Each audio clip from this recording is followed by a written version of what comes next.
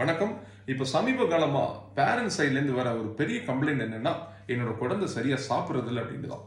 அதாவதுங்க, எப்பவுமே ஒரு தப்பு நடக்குதுன்னா அவங்க சைட்லேருந்து யோசிச்சு பாருங்கன்னு சொல்லுவாங்க. அதே மாதிரி தாங்க உங்க குழந்தைகளோட ஹேபிட்ஸை ஒரு நாள் முதல்வர் மாதிரி ஒரு நாள் உங்க குழந்தையா நீங்க மாறி பாருங்க.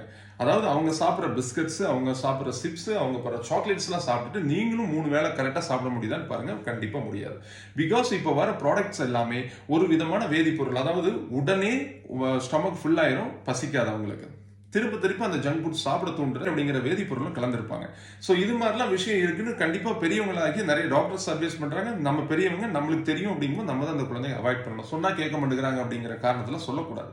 ஸோ ரெண்டாவது, அதாவதுங்க, எப்பவுமே பாக்கெட்டாக வச்சிருக்கிற முந்திரியை விட பாயாசத்தில் இருக்க முந்திரிக்கு தான் வேல்யூ அதிகம். சின்ன வயசுல பாயாசத்தில் தேடி சாப்பிட்ட விஷயம்லாம் இருக்கும். அதே மாதிரி தான் எல்லா விஷயத்தையும் ஒவ்வொரு அளவுக்கு அதிகமாக கொடுக்காதுங்க. பட்டினியாக போடுங்க, கண்டிப்பாக சாப்பிடுவாங்க.